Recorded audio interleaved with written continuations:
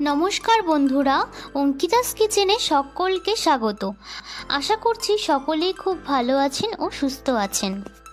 আজ আমি আপনাদের সাথে শেয়ার করব সয়াবিন কষা বা সয়া চাং কারি।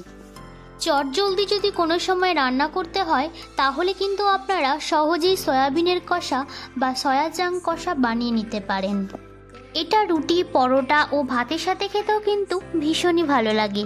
আর এটা নতুন কোনো রেসিপি নয়, বানানো ভীষণই সহজ, খেতেও ভীষণই সুস্বাদু।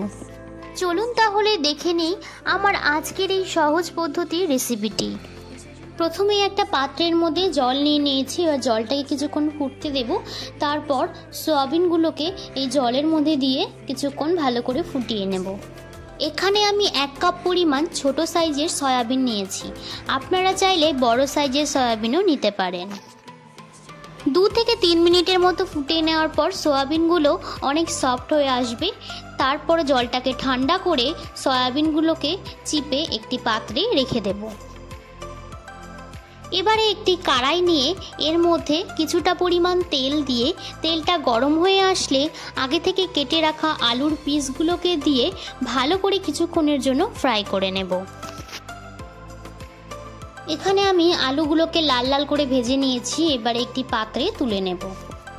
এরপর কড়াইতে যে তেলটা ছিল তার মধ্যে সয়াবিনগুলোকে দিয়ে কিছুক্ষণ ভালো করে ফ্রাই করে নেব।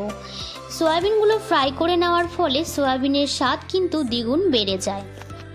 সয়াবিনগুলোকেও ভালো করে হলুদ ও লবণ দিয়ে ফ্রাই করে নিয়েছি, এবারে একটি পাত্রে তুলে নেব।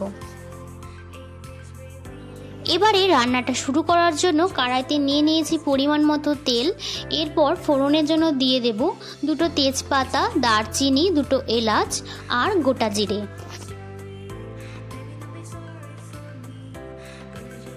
এরপর দিয়ে দেব একটি মিডিয়াম সাইজের কেটে রাখা পেঁয়াজ। পেঁয়াজটাকে কিছুক্ষণ ভালো করে ফ্রাই করে নেওয়ার পর দিয়ে দেব টমেটো। এরপর দিয়ে দেব সামান্য পরিমাণ লবণ ও হলুদ।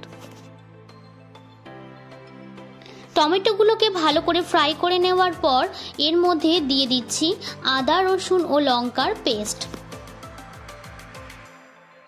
এবারে মশলাগুলোকে ভালো করে কষিয়ে নেব। এখানে আমি মশলাগুলোকে ভালো করে কষিয়ে নিয়েছি। এরপর ভেজে রাখা সয়াবিন ও আলুগুলোকে এর মধ্যে দিয়ে মিক্সড করে নেব।